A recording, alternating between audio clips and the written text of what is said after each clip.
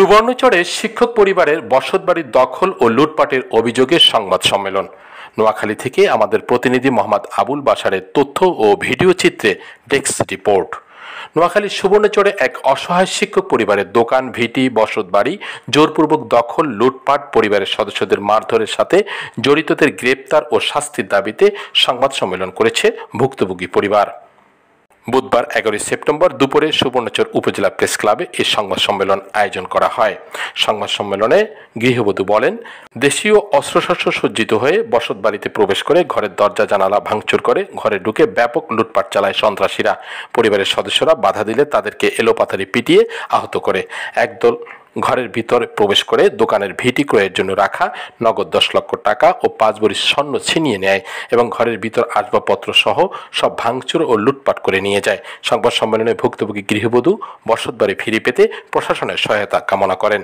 সংবাদ সম্মেলনে আরও উপস্থিত ছিলেন অ্যাডভোকেট আবু বকর সিদ্দিক, গৃহবধূ আমেনা বেগম, জ্যোৎস্না বেগম, রুমা বেগম এবং জেলা ও উপজেলায় কর্মরত প্রিন্ট এবং ইলেকট্রনিক মিডিয়ার সাংবাদিকবৃন্দ।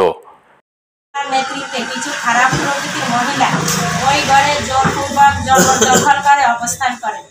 দুষ্কৃতিকারীরা সেই সময় যে দল ক্ষমতা থাকে তাদের হয়ে তারা এলাকায় রাজত্ব করে ও মানুষকে হয়রানি করে। তাদের এখন হিংস্র প্রকাশ্যের আক্রমণে আমরা প্রায় 1 মাসের অধিক বাইরে ভাড়া বাসায় অনেক কষ্টে আছি। আমাদেরকে আমাদের ঘরে ঢুকতে দেয় না। তারা আরো 20 লক্ষ টাকা চাঁদা দাবি করে। চাঁদা না দিলে আমাদেরকে খুন করবে বলে হুমকি দেয়।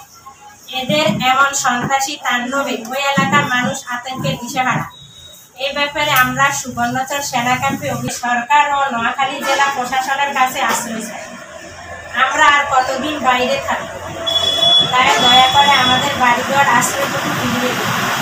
ইসলাম আলমগীর স্যার কয়েকদিন আগে বলেছিলেন, যারা ছাতাবাজি করে, দখলবাজি করে সেই সকল কুচক্র মহলকে প্রশাসনের সুপর্দ করতে। আমরা ভুক্তভোগী পরিবার, সেটা বাস্তবায়ন চাই। 16 বাংলা টিভি, চট্টগ্রাম। 16 বাংলা টিভি, আবহমান বাংলার